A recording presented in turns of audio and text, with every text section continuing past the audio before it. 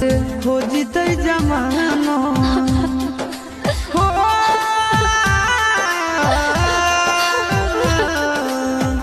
दुनिया से हो जीते जमानो हो शमशान के अमानत हो राम जी हो कभी एगो काम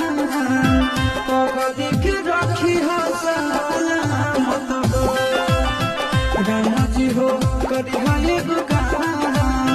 पगली के रखी हो सलामत हो।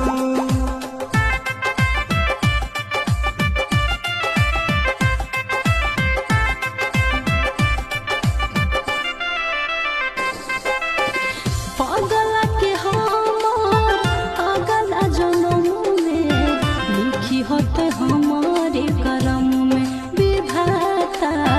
लिखी होते हमारे करम में मिले सब सुख करा होवे नहीं दुख हो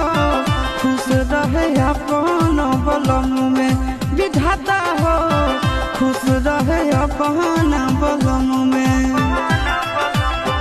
हमारे ले रहते